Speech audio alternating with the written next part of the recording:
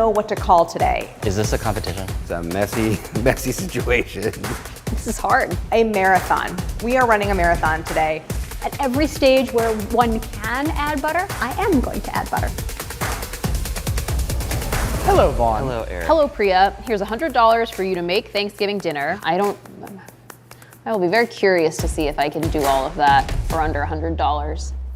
Should we get to it? We're gonna learn a lot about this dish. That really brought me back somewhere.